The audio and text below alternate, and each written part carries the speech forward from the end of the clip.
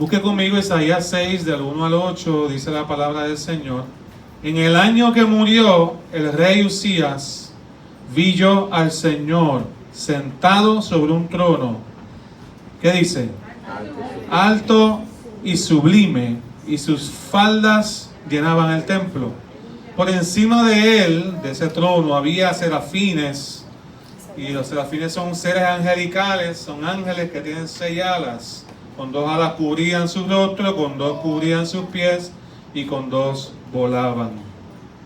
¿Ves? Ahí hay 2 cosas, 2 elementos: la reverencia, siempre estar presto para la reverencia, cuando se cubren los rostros y los pies, básicamente es decir, yo estoy haciendo reverencia delante de Dios, y el hecho que tengan 2 alas para volar, que estaban prestos para cumplir con la asignación y hacer lo que Dios les pedía que hiciera.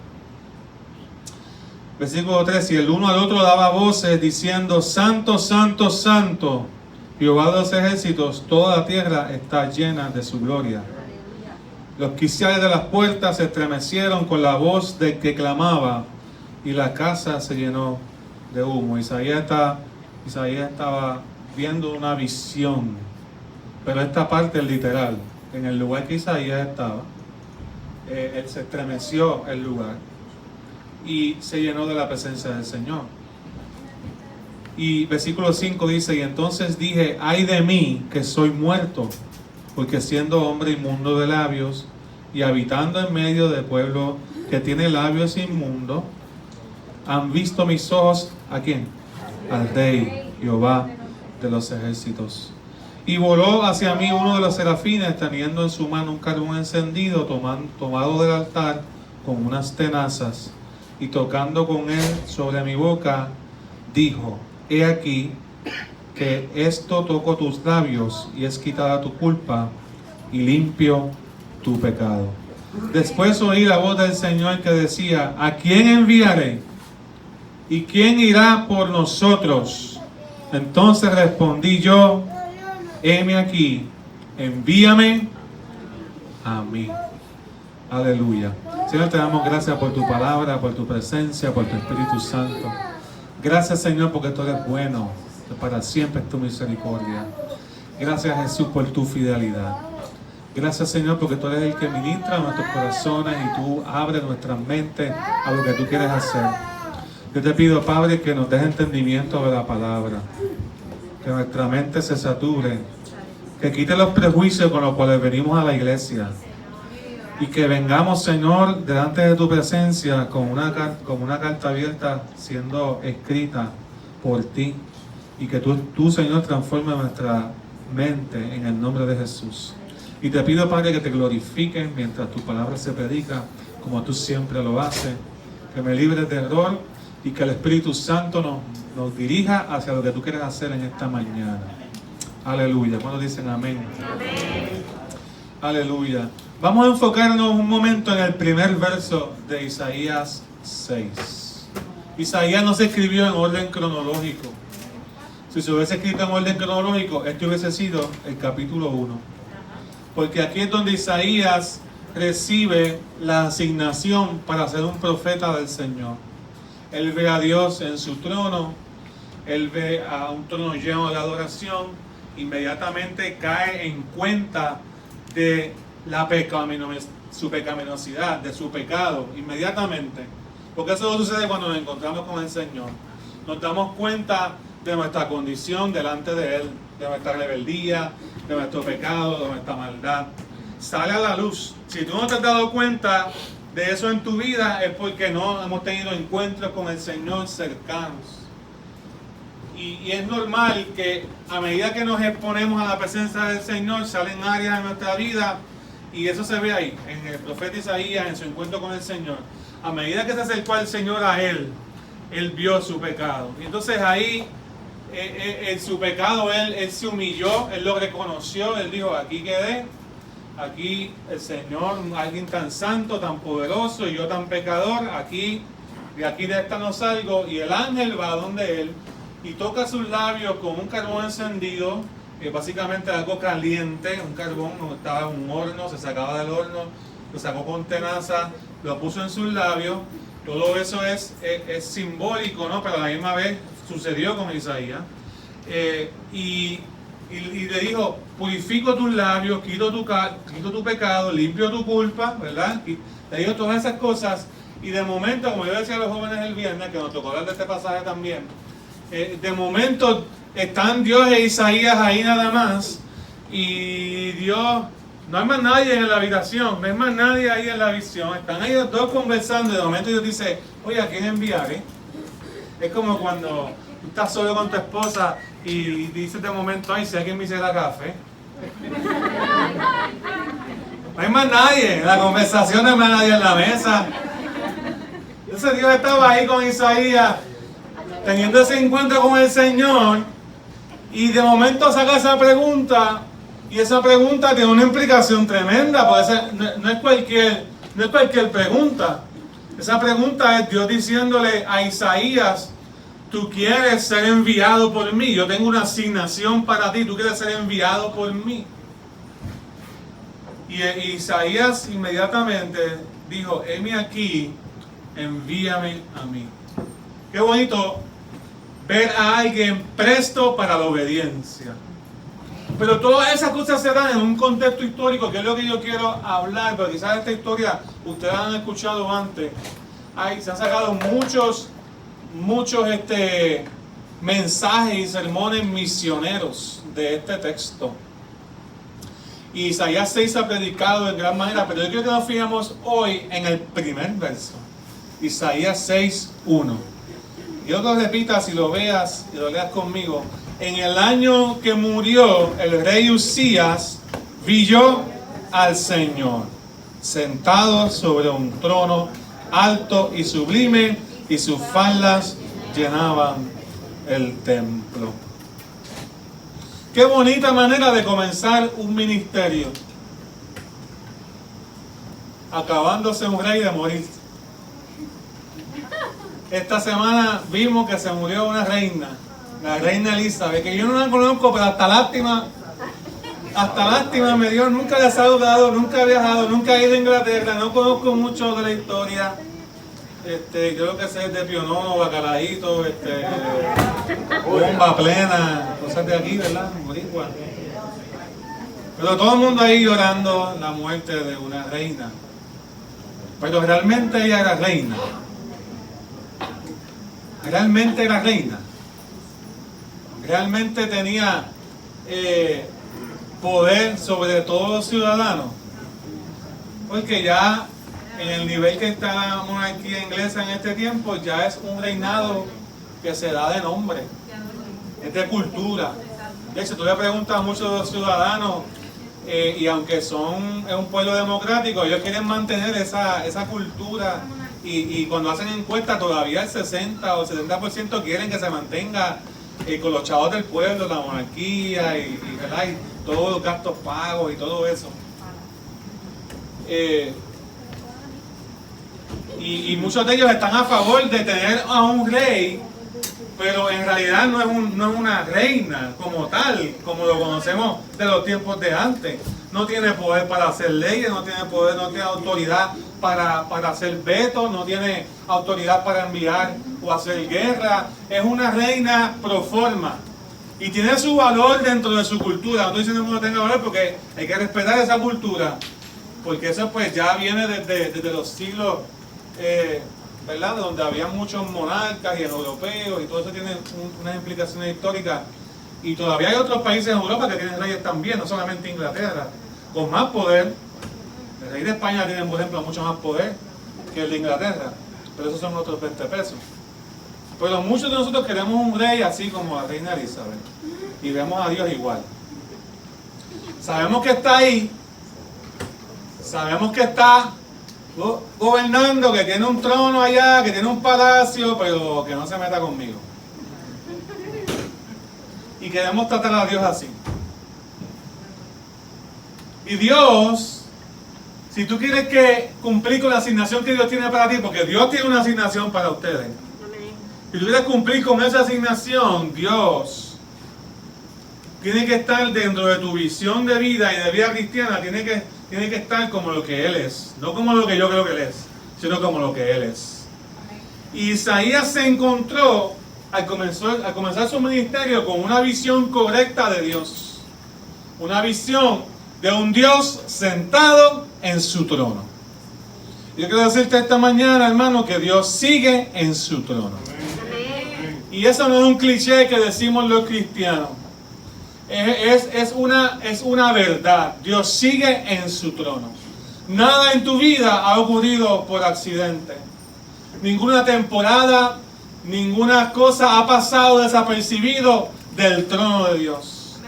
Nada de lo que tú has visto en tu vida, Dios lo desconoce. Yo no estoy diciendo que Dios aprueba todo lo que ha sucedido en nuestra vida.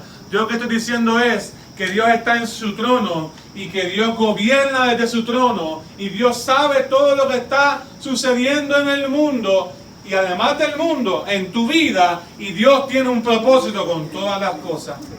Es más, aún nuestra desobediencia Dios la usa para su propósito.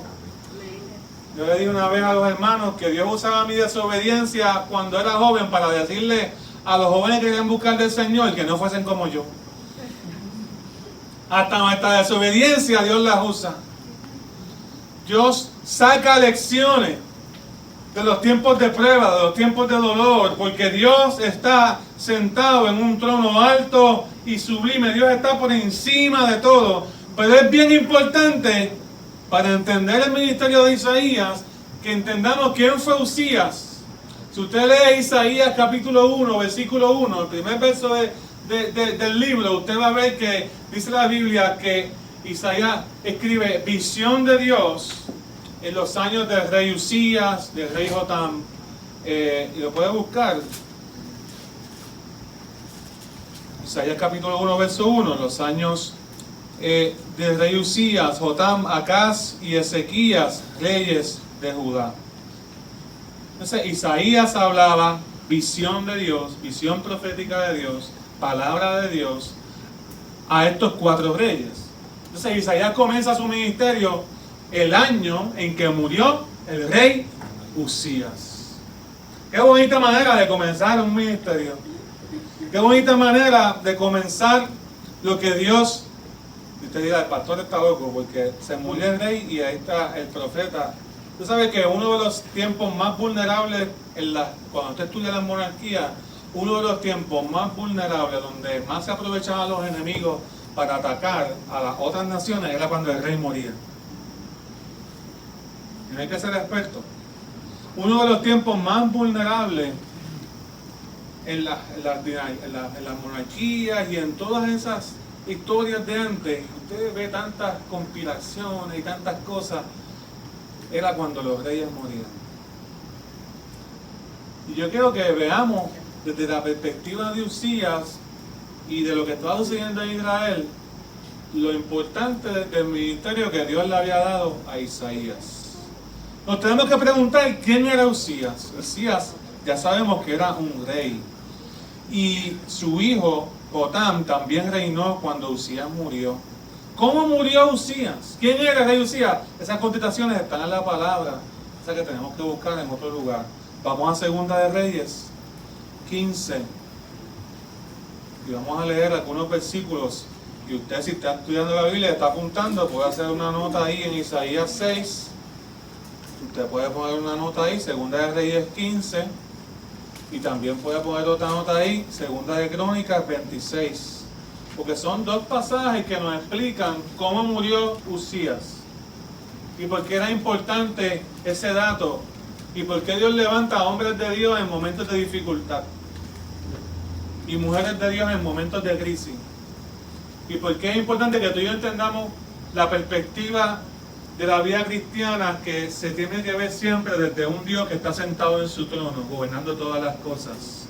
No de unas personas que no sabemos gobernar y que no sabemos tornar la maldad en bendición. Solamente Dios hace eso. Solamente Dios gobierna sobre nuestras vidas. Solamente Dios tiene autoridad. ¿Están aquí, hermano? Entonces, Segunda de Reyes 15 es bien importante. Ya tiene ahí un segundo versículo para su cadena de apunte. Y dice ahí el versículo 2. Amasías, cuando vean el nombre aquí de Amasías, es el mismo nombre de Usías, lo vamos a ver ya mismo en este capítulo. Dice en el versículo 2, cuando comenzó a reinar era de 16 años y 52 años reinó en Jerusalén. El nombre de su madre fue Jecolías de Jerusalén, e hizo lo recto ante los ojos de Jehová. ¿Qué hizo? Lo recto ante los ojos de Jehová, conforme a todas las cosas que su padre Amasías había hecho. Con todo eso, los lugares altos no se quitaron. Los lugares altos eran lugares donde habían altares a otros dioses. Y intencionalmente los ponían en lugares altos para que todo el mundo supiera que allí había un templo donde adorar. ¿Ves? Y el pueblo de Israel se acostumbró, vamos a ver ahora que se acostumbró a adorar a Dios, pero también a adorar los otros dioses. Es como servir al Señor, pero por si acaso también vamos a orarle a los santos, por si acaso. O creer en el horóscopo, o creer en mí mismo más de lo que yo creo en Dios. Entonces creamos un sincretismo de creencias que nos hacen daño. Pero Usías fue un rey bueno en cierta manera. Lo único, que esto es bien importante, decimos lo único, pero es bien importante, es que no quitó áreas de su vida y áreas de la cultura, no las limpió completamente como Dios pedía de un rey. Dios pedía de un rey y de la nación de Israel que fuesen dedicadas al Señor completamente, consagradas para el Señor. El primer mandamiento decía: no tendrás dioses ajenos delante de mí, dice el primer mandamiento. Solamente a mí, el Señor, vas a adorar. A Jehová tu Dios adorarás y solo a Él servirás. ¿Ves? El primer mandamiento dice eso. Pero Israel tenía esta costumbre de que le servían a Dios, pero también tenía otras dioses que habían adquirido de las naciones cercanas, porque esa gente que está al lado tuyo también tienen malas costumbres que también se te pegan.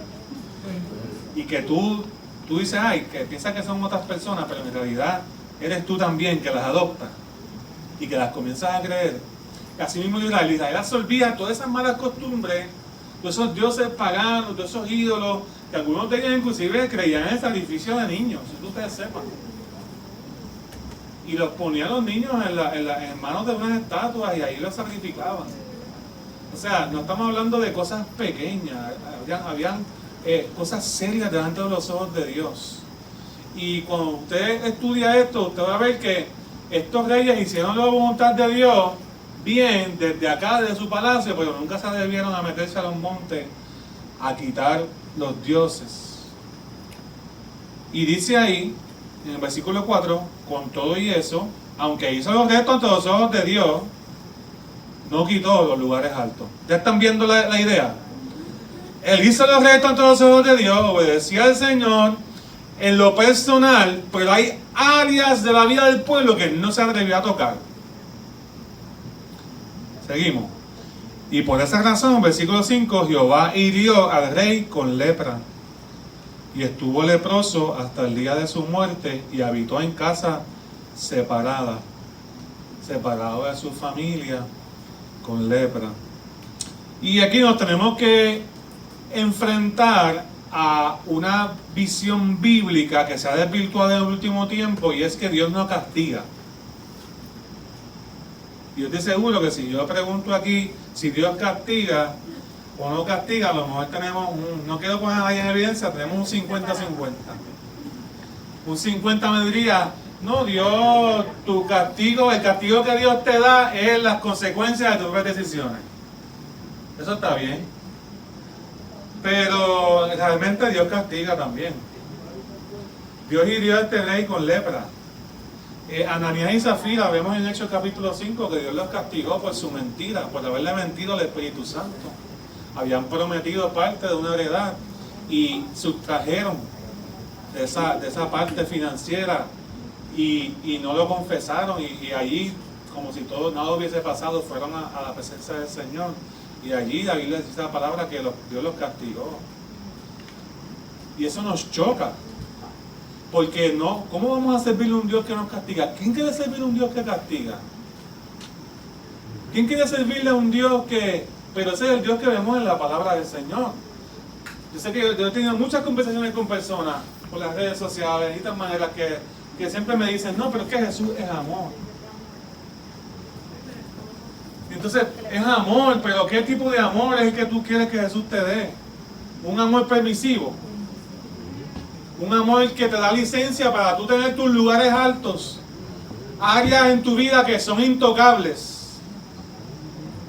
Porque hay áreas en nuestra vida que son intocables, que no queremos que Dios las gobierne, que no queremos que Dios las toque. Yo sirvo al Señor, pero que Dios no me toque la música. Que Dios no me toque mi matrimonio. Que Dios no me toque mis finanzas. Que Dios no me toque mis actitudes. Que Dios no me toque mi carácter. Que Dios no me toque mi egoísmo, mi orgullo. Hay áreas en nuestra vida que por años hemos ignorado.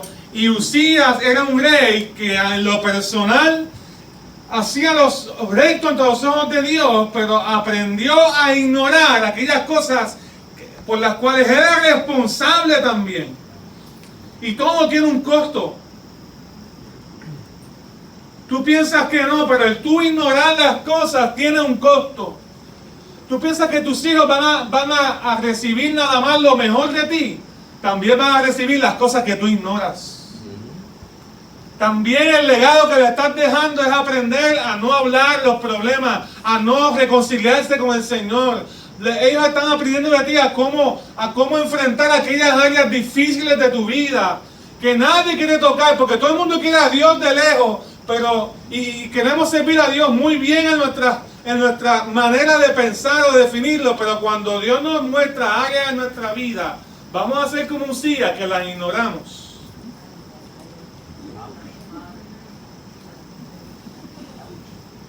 Y dice que terminó solo. Vamos a abundar en eso ya mismo, pero quiero que busquen 2 Reyes 15, ahí mismo también, ese mismo capítulo, el versículo 32 en adelante.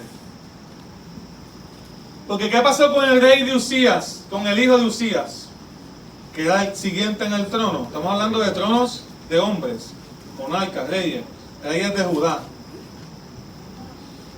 Dice, el segundo año de Peca, hijo de Remalías, rey de Israel. Recuerden que Israel estaba dividido en ese tiempo en dos reinos, el reino de Israel y el reino de Judá. Nos está diciendo que cuando en el año tal del rey del norte de Israel empezó a reinar este rey en el sur. ¿Está bien? Esto es simplemente para referencia, porque para Dios la historia es importante. Comenzó a reinar Uzías. Comenzó a reinar Jotam, hijo de quién? De Uzías, ¿ok? Y arriba dice que Jotam era hijo de Amasías, así que es la misma persona. Cuando comenzó a reinar era de 25 años y reinó 16 años en Jerusalén. Todos esos 16 Isaías estuvo con ministerio profético. El nombre de su madre fue Jerusa, hija de Sadoc. ¿Y él hizo qué? ¿Qué hizo qué? Lo recto ante los ojos de quién? Los únicos ojos que tú tienes que impresionar, los únicos ojos que tú tienes que agradar son los ojos de Dios. Y esto vemos algo positivo también. Jotam hizo como su padre. Algo positivo. Recibió un legado espiritual de andar en integridad ante los ojos de Jehová, que son los únicos ojos que debemos de agradar. Y si agradamos los ojos de Dios, vamos a amar la verdad, vamos a amar lo recto. Amén. Y mire qué bonito, sigue por ahí, dice, con todo eso, versículo 35, ¿qué dice? Los lugares altos no fueron quitados porque el pueblo sacrificaba aún y quemaba incienso en los lugares altos. Y Uzías y Jotam, dentro de la historia de Judá, fueron reyes buenos. Dentro de eso fueron reyes buenos, fueron reyes de mucha prosperidad. Pero habían áreas de su vida que no estaban en orden. Y de eso podemos aprender también. Porque Uzías y Jotam, padre e hijo, representan nuestras familias. representan que hay áreas en nuestra vida que están bien delante de Dios, pero hay áreas de nuestra vida que ignoramos, que no las queremos tocar porque es difícil. Porque si un rey se metía a los montes, iba a revolcar el avispero. Iba a provocar quizás que gente se molestara con ellos. Y los reyes compraban a la gente pues con los bienes. Compraban la aprobación de la gente con su buena fama, con que no hablaran mal de ellos. A ningún rey le gustaba tener gente hablando mal de él en su reino. Se consideraba un acto de rebeldía. Y esto es bien importante que lo entendamos, porque Isaías comienza su ministerio en esta coyuntura histórica. Una palabra de domingo, ¿viste? Yo también sé palabras de domingo. La coyuntura histórica. Ahí donde la costumbre era vivir para Dios bien, hacer los ojos a los rectos de Dios, hacer los rectos ante los ojos de Dios. Siempre hay una frase que la digo al revés. Por un lado hacían lo recto ante los ojos de Dios, pero por otro lado habían áreas en la vida del pueblo y en la vida de los reyes que no querían tocar. Y en ese sentido, Uzías y Jotam somos nosotros. Queremos venir a la casa del Señor, queremos adorar, queremos hacer los retos ante los ojos de Dios, pero hay áreas de mi vida que Dios no me las toque. Que Dios no me diga cómo debo tratar a mi hermano en Cristo, cómo debo perdonar. Que Dios se mete en esas cosas. Que Dios se mete en áreas. Entonces, cuando venimos a ver, el Dios que tenemos no es el Dios de la Biblia, es un Dios que yo puedo controlar y es un Dios que yo puedo decidir cuándo obedezco. Es un Dios que yo puedo decidir cómo yo obedezco y a mi manera, y que yo puedo decirle a Dios que hay áreas de mi vida que Él no gobierna y que Él no reina. Y en ese sentido el pueblo de Israel se había acostumbrado a tener reyes, escucha bien, se había acostumbrado a tener reyes que tenían en cierta manera una doble vida y tenían un deseo sincero de hacer la voluntad de Dios, especialmente el reino del sur de Judá, porque el reino del norte tuvo reyes malos y locos, en serio, y eso usted lo puede leer después. Pero el reino del sur tuvo reyes buenos, pero que en cierta manera tuvo algunos reyes que fueron buenos, pero no se atrevieron a tomar decisiones radicales. Y ser bueno no es suficiente.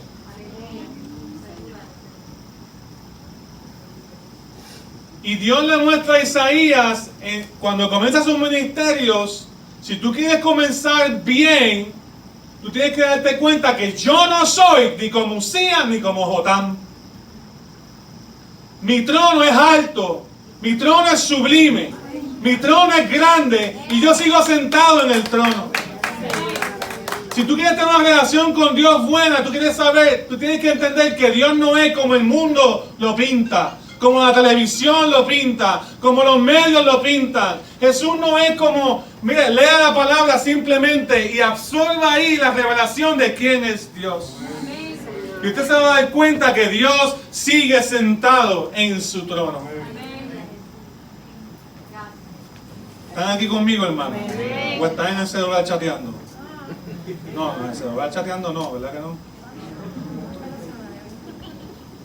Entonces esto es bien importante que tú entiendas que lo que tú no trabajas en tu vida, tu próxima generación lo va a recibir. Lo que tú ignoras, tus hijos también lo van a ignorar.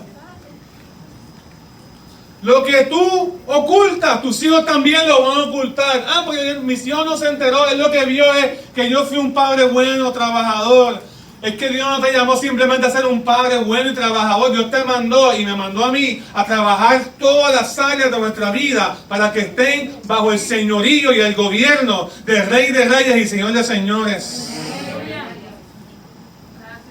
En ese sentido, ni Dios espera perfección de nosotros, pero en ese sentido, Él sí espera que entendamos que todas las áreas de nuestra vida tienen que estar bajo su gobierno y su autoridad. Hay áreas en nuestras vidas que si no las trabajamos, nuestros hijos también las van a repetir. Y vemos a Uzías y vemos a un Jotam haciendo lo mismo. Repitió todo lo bueno, pero repitió todo lo malo de su padre también. Y ahí llega Isaías, en ese momento, a dar palabra del Señor. ¿Me sigue? Sí, ya sabemos quién es Uzías. Vamos a saber bien, un poquito mejor, cómo murió Uzías. Eso está en 2 de Crónicas 26. Búsquelo conmigo. De 16 años era Uzías cuando comenzó a reinar, y 52 años reinó en Jerusalén. El nombre de su madre fue Jecolías de Jerusalén.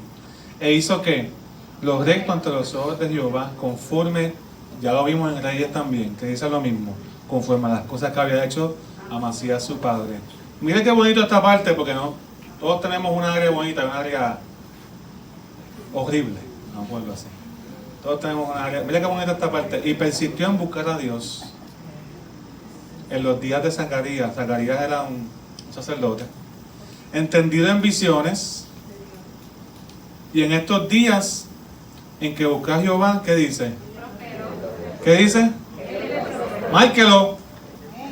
En estos días que él propuso en su corazón buscar a Jehová, ¿el qué?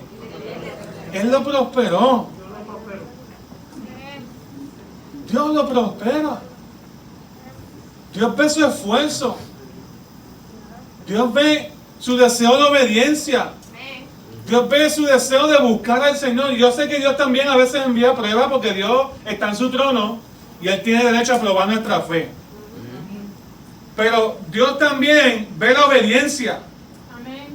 Y en la obediencia siempre hay bendición.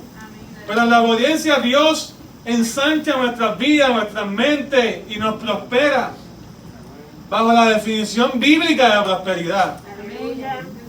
Porque la verdadera prosperidad es la que salva, la que te acerca a Dios.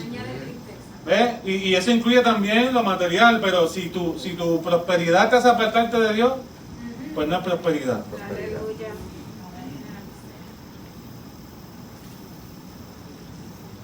Y fíjense que esto es bien bonito. Persistió en buscar a Dios. ¿Cómo se ve una persona que persiste en buscar a Dios?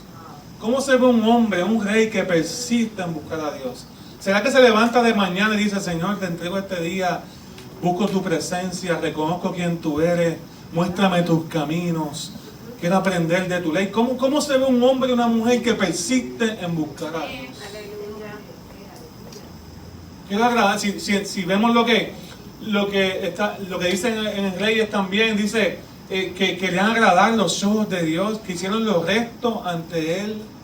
O sea, fueron hombres que en momentos dados de su vida dijeron: Dios es lo primero y es lo más importante. Y si usted lee el capítulo 26 de Crónicas, usted se va a dar cuenta que estamos leyendo que ahí habla de que Uzías tuvo un ejército tremendo y vencieron filisteos y vencieron otras naciones alrededor que vinieron a amenazar al pueblo de Israel. Eso es bonito también. Tenía el deseo de pelear batalla, de ser un guerrero, y tenía el favor del Señor y ganó todas esas batallas. Y usted va a ver también, si lee en el versículo 10, dice que era amigo de la agricultura, que construyó torres, que construyó viñedos, que construyó áreas donde el pueblo comenzó a prosperar en gran manera porque había trabajo. El rey puso el pueblo a trabajar y la gente comenzó a prosperar. Y ahora entendemos lo que dicen los primeros capítulos de Isaías, que cuando Isaías llega, no llega a un pueblo que estaba pobre. Isaías llega a un pueblo que estaba rico espiritualmente, tenían oro y plata, pero no estaban limpios delante de la presencia del Señor. Pero esa prosperidad que habla Isaías en los primeros capítulos, la vemos aquí en 2 de Crónicas 26, y la vemos en Reyes, que vemos un Dios que había prosperado la obediencia de estos reyes. Pero mira lo que dice el versículo 16, y más que este versículo de 2 de Crónicas 26. Es importante, ¿verdad? Ir la Biblia, porque nosotros no hablamos nada que la palabra no enseña. ¿Qué dice el versículo 16? Mas cuando ya era fuerte, hablando de quién, de Usías, mas cuando ya era fuerte, ¿qué dice? Su corazón se enalteció para su ruina, porque se rebeló contra Jehová su Dios. Y dice la Biblia que entraba en el templo para quemar incienso en el altar del incienso, y eso no le tocaba a los reyes, eso le tocaba a la tribu de los levitas.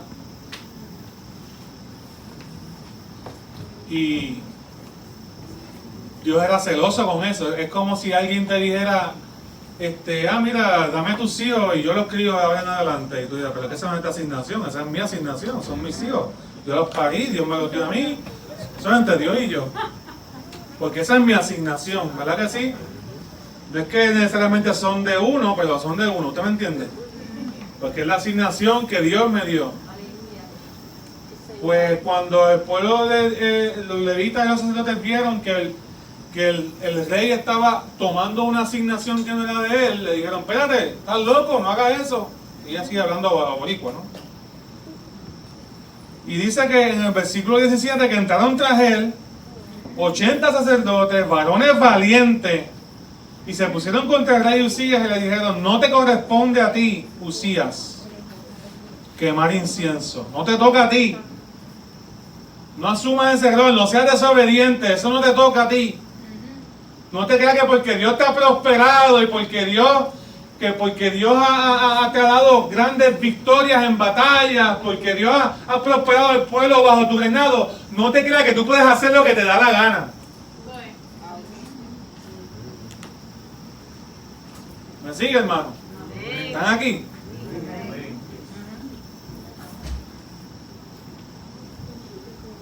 Y la Biblia dice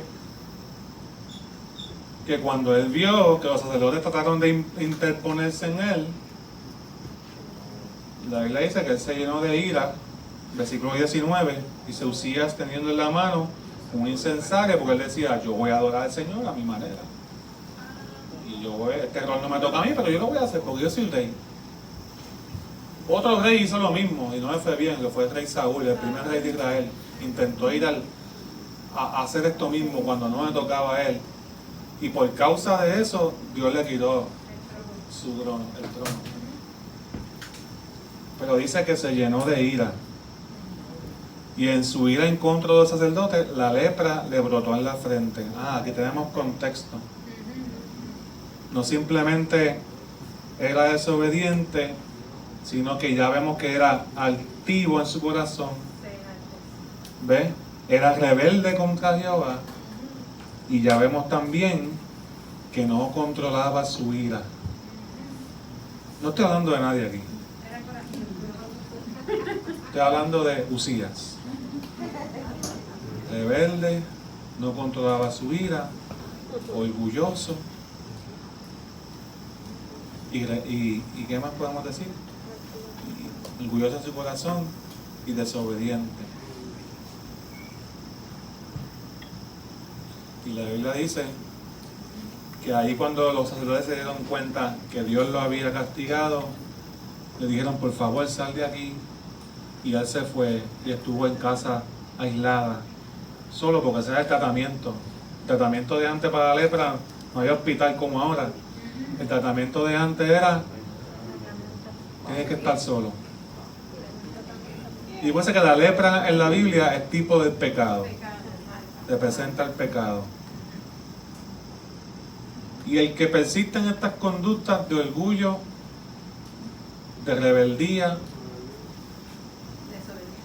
de personas que se enojan con todo el mundo y el mundo, terminan solos, terminan aislados, terminan sin amigos, terminan sin familia, sin iglesia.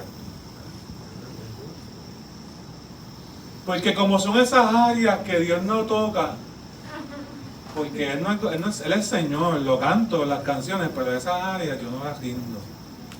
Porque es que yo le sirvo a Dios a mi manera. ¿Ves? Porque yo decido a dónde Dios llega. Porque yo soy así. Y que si Dios quiere que me cambie, pues que me cambie.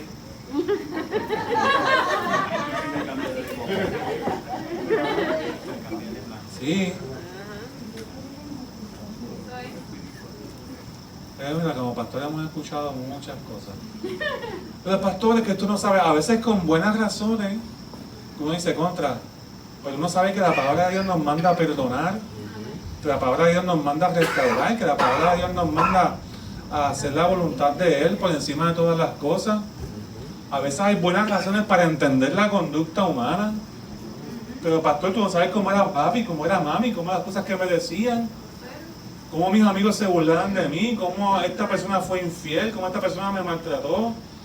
Y a veces hay buenas razones para entender la conducta humana, pero Dios no me llama simplemente a entender la conducta humana. Dios me llama a ser obediente a lo que Él me pide. El verdadero cambio en mi vida está en yo ser obediente y dejar que el Señor se revele de tal manera en mi vida que yo entienda que Él debe estar en control de mi mente, de mis pensamientos, de mis pasos, de mi diario, de mi familia, de mi matrimonio, de lo que yo hago para el Señor en la iglesia. Porque a veces lo hacemos, a veces hasta las cosas del Señor las hacemos en la carnalidad y con malas actitudes en ocasiones. Que la gente nos tiene que rogar para poder servir y hacernos disponibles.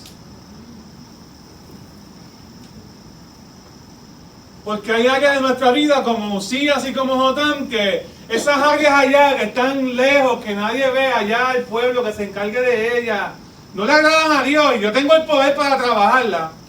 Y yo tengo el poder para eliminar esa idolatría. Yo tengo la capacidad en mi vida de trabajar con mis actitudes, pero allá yo, con que yo vaya a la iglesia los domingos, con que yo lea la Biblia de vez en cuando, con que tenga la Biblia abierta ahí en el counter de mi carro, todos los malos espíritus se van a ir, y con eso es suficiente. No hay nada que ame Dios más que un corazón obediente. Y el corazón obediente te lo da el Espíritu Santo. Cuando tú te conviertes al Señor, tú quieres agradar sus ojos y hacer su voluntad. Y en este contexto, Usías fue un buen rey que empezó bien y terminó mal.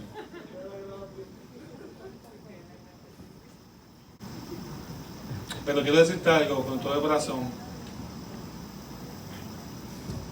Tú no eres juzgado por las cosas que comienzas, sino por las cosas que terminas. Aleluya. Y esto fue una palabra que el Señor me dio en estos días. Porque muchos de nosotros vivimos por emociones. Y empezamos ahora sí que yo voy a orar, voy a leer la Biblia, ahora sí que voy a congregarme, ahora sí que voy a ser más disciplinado en esta área de mi vida, ahora sí que yo voy a ofrendar, ahora sí que yo voy a pedirle perdón, ahora sí que yo voy a perdonar, quiero tener un corazón como el Señor. Y se queda ahí en un comienzo.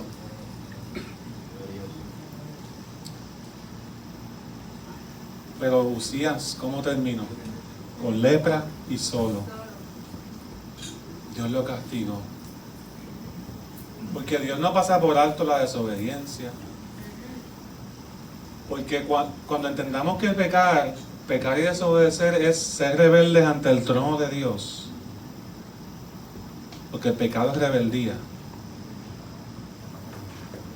Vamos a entender lo grave de nuestro pecado. Y en ese momento, Isaías llega y comienza su ministerio en esta transición de Usías a Jotam, en una cultura que se ha acostumbrado a pasar malos ejemplos de una generación a otra. ¿Me siguen, hermano? ¿Están entendiendo? Y el remedio de Dios para trabajar con una cultura que se ha acostumbrado a pasar malos ejemplos de una generación a otra, y yo repito las cosas con la intención, y a veces se me traba la lengua, pero vuelvo y lo repito, porque quiero que se les quede grabado en la mente. Y Jesús repetía un montón de cosas, las mismas cosas muchas veces, porque esa, la enseñanza rabínica es así. Y tu mamá repite mucho las cosas también. O tu papá. Para que se te quede en la mente. Pero en esta cultura que se había acostumbrado a pasar un mal ejemplo de una generación a otra, que se había acostumbrado a que hay cosas que no se tocan, que no se trabajan, que no hay que ser obedientes en ellas, que con que tengamos unas áreas en obediencia y otras áreas no. En esta cultura, el remedio de Dios para trabajar con eso es levantar a alguien que hable por él y para él el mensaje sin cambiarlo y sin acomodarlo a lo que nosotros queremos, a las expectativas humanas, sino hablarlo como es. Y ahí Dios levanta a un Isaías. Estoy buscando a alguien que quiera hablar por mí. Y Isaías le dice, heme aquí, envíame a mí, soy yo. Porque el remedio para trabajar con esas áreas de nuestra vida es entender que Dios sigue en su trono y Él es quien da asignaciones y Él es el quien da propósitos y Él es el que limpia nuestras vidas y Él es el que restaura todo nuestro ser y Él es el que levanta a nuestra familia. Él es el que corta la maldición de una generación a otra. Él es el que te va a quitar las actitudes que tenía tu papá, que tenía tu mamá. Él es el que va a trabajar el dolor que tu familia nunca trabajó. Él es el que te va a sanar aquellas áreas en tu vida que tu familia nunca buscó sanar. Pero se necesitan hombres y mujeres valientes de Dios que no alteren el mensaje, que no lo acomoden a los hombres, que no busquen acomodar a que Dios se tenga que aguantar todo aquello que el hombre hace.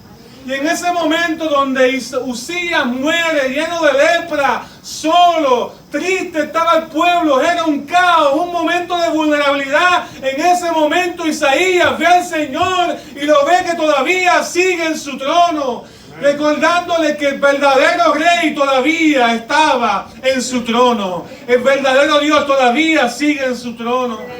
El verdadero Señor todavía amaba a Israel, todavía estaba buscando arrepentimiento. Pero el ministerio de Isaías fue fuerte y fue difícil. Porque cuando tú lees el resto del capítulo 6, lo que Dios estaba pidiendo a Isaías era hasta bien doloroso. Porque Isaías recibió la encomienda del Señor de hablarle de parte de Dios, aunque el pueblo no le iba a hacer caso. Se iban a endurecer a la palabra de Dios mientras Isaías le hablaba. ¿Me sigue, hermano? O sea, el ministerio de Isaías fue validar el hecho de que el corazón del pueblo estaba endurecido y rebelde. ¿Tú sabes cómo dice la tradición que murió Isaías? No está en la Biblia. Pero hay un libro judío histórico, apócrifo, judío, que dice que Isaías murió aserrado por la mitad. Por Manasés. Manasés fue el hijo de Ezequías, el último rey que estuvo bajo él. Isaías vio 4 reyes aserrados. Y hace sentido porque en Hebreos 11, cuando habla de los héroes de la fe y de la gente que dio su vida, ¿verdad?, por los caminos del Señor, hace sentido porque se mencionan que algunos profetas fueron aserrados ahí y que el único se sabe la historia que fue aserrado fue Isaías. Extra bíblica, ¿no? Pero si eso es cierto, Isaías empezó bien y terminó bien. Usías empezó mal, empezó bien y terminó mal. Esa sí me di cuenta. No eres juzgado por lo que empieza, sino por lo que termina. El dilema de una generación que repite los mismos errores de la otra solamente se resuelve con un mensajero del Señor. El dilema de una persona altiva, desobediente y altiva y orgullosa y que se enoja y que se aira por todo, ese dilema solamente se resuelve con alguien que tenga la valentía de hablar de parte de Dios y no esconder que hay áreas en nuestra vida que no están bien. Y ese fue Isaías. El dilema de trabajar con una cultura que se acostumbró a tener esquinitas en el corazón y en la mente y en nuestra conducta que Dios no puede bregar con ellas porque es mejor dejarlas ahí, no trabajarlas. Ese dilema solamente se resuelve con alguien que hable la palabra del Señor. En ese momento llega Isaías y Dios le dice: necesito a alguien que hable en mi nombre.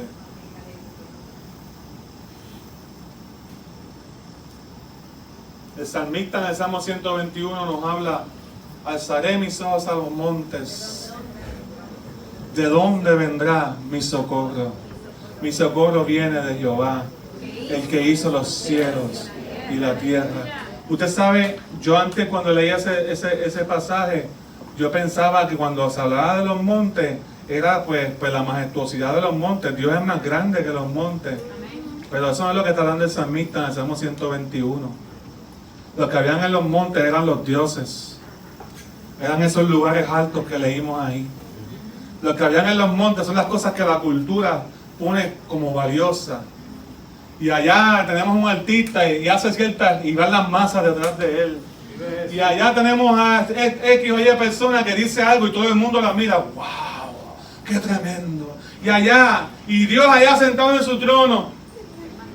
Pero cuando uno sabe el valor de la palabra del Señor, las cosas que la cultura y la sociedad ponen en los montes como valiosas, no te pueden ayudar, no te pueden socorrer.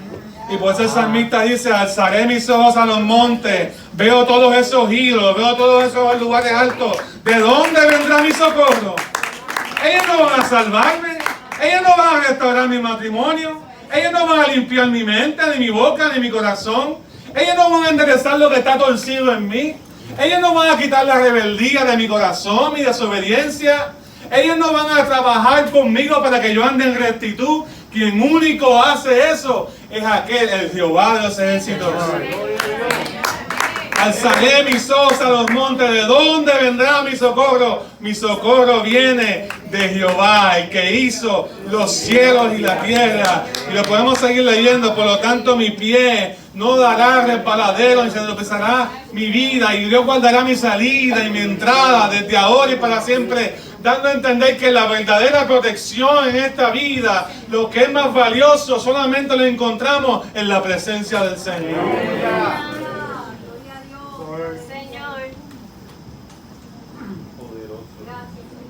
En el año que murió el rey Usías, vi yo al Señor sentado sobre un trono alto y sublime, único, majestuoso, y sus faldas llenaban el templo. Isaías 6:1. Las faldas de un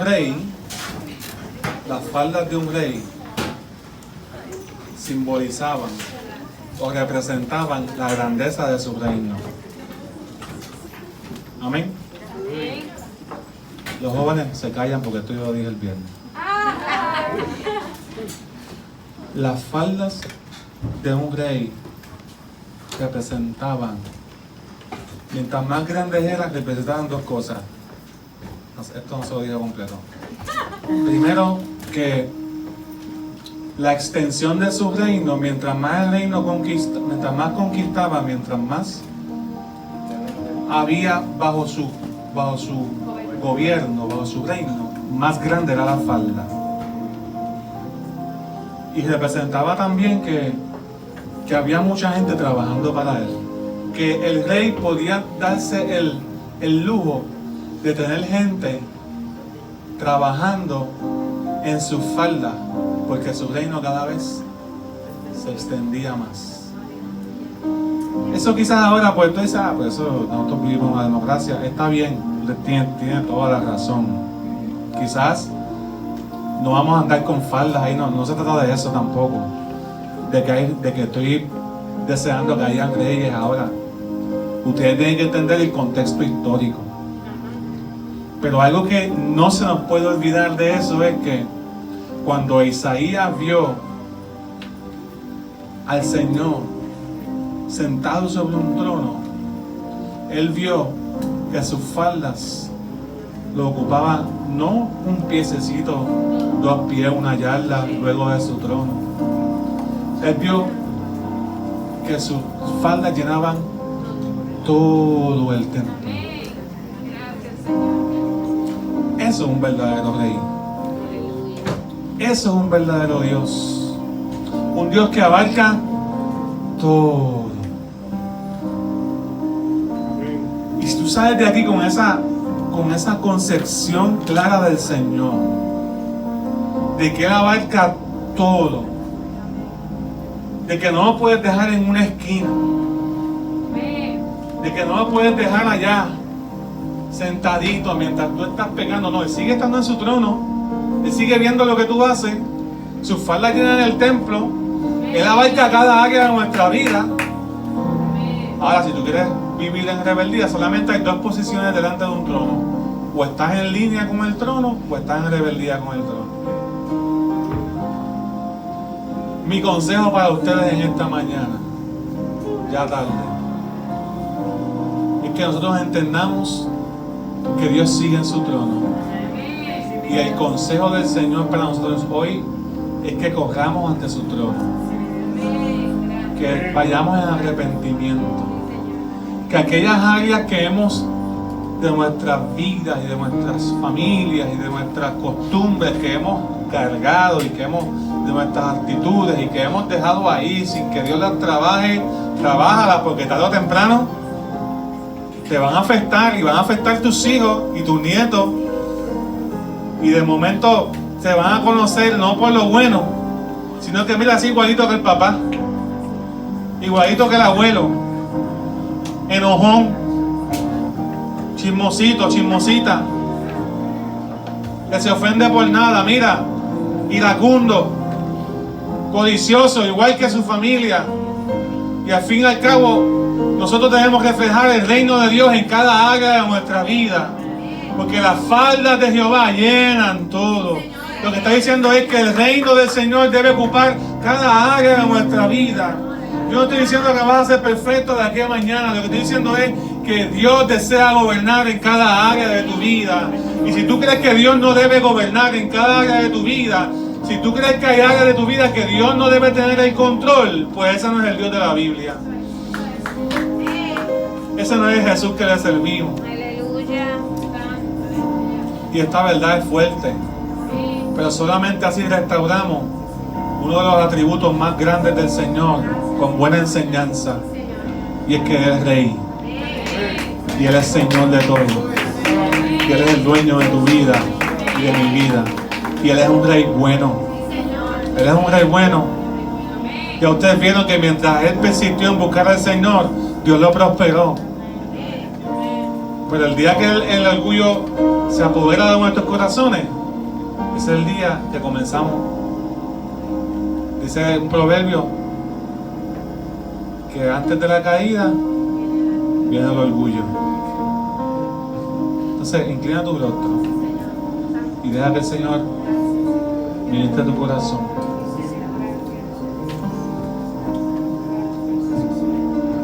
El ministerio de Isaías es tipo del ministerio de Cristo. ¿En qué sentido? Que Jesús iba a llegar también en un momento donde el corazón de muchas personas estaba endurecido.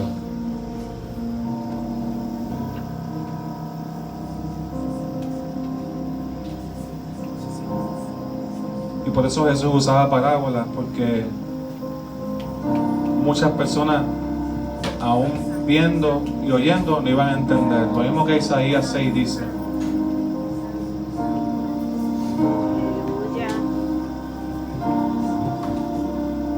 Pero Jesús siempre deseó, y en su enseñanza vemos eso. Dijo: el reino de los cielos se ha acercado. El Rey de Reyes vino. El Rey está aquí entre ustedes. Ese fue el mensaje de Jesús. El reino de los cielos. Jesús dijo: yo soy el Rey. Y cada área de nuestra vida debe estar bajo su gobierno. Oh Padre, te adoramos y te bendecimos. Gracias por tu palabra. Gracias porque estamos creciendo. Pero te pido, Padre, en el nombre de Jesús, que lo que empezamos podamos terminarlo. Te pido que te glorifiques de manera especial y que obres en nosotros. No hay ninguna área desapercibida, ninguna área, Señor, en nosotros que tú no sepas, que tú no conozcas. Te pido, Dios mío, que te glorifiques en nuestras vidas. Y te pido, Señor, en el nombre de Jesús, que trabajes. Oh, Señor, nos rendimos ante tu presencia. Dile, Señor, me rindo ante tu presencia. Si entiendes que Dios te habló durante el mensaje, dile, Señor, me rindo. Te entrego cada área de mi vida. Ayúdame a ser un buen creyente. Ayúdame, Señor, a ser obediente. Ayúdame, Señor, a no amarte por la prosperidad, sino amarte por quien tú eres. Ayúdame, Señor, a hacer lo recto ante los ojos tuyos. Ayúdame, Señor, a tener un corazón sensible de carne. Quita de mí el corazón de piedra. Ayúdame, Señor, a servirte, a amarte, a darte lo mejor. Ayúdame, Señor, a glorificarte con cada acción que yo haga. A trabajar con esas áreas que ignoro. Esas áreas que están allá en los lugares altos, que hay un costo en enfrentarlas. Te pido, Padre, en el nombre de Jesús, que me ayudes a cortar de raíz toda desobediencia. Oh, Padre, yo te pido que nos ayudes, porque somos una iglesia que tú estás llamando para este tiempo. Que salgamos de aquí convencidos, Señor, y convertidos por tu palabra. No simplemente convencidos en la mente, sino convertidos en el corazón. Y que tú estés trabajando con nosotros, Señor. Y que estés, Dios mío, haciendo fruto de esta palabra. Y te pido que te glorifiques de manera especial, Señor. Oh, Padre, te adoramos y te bendecimos. Y te bendecimos, y te bendecimos, y te reconocemos en esta mañana. Tú eres el Señor.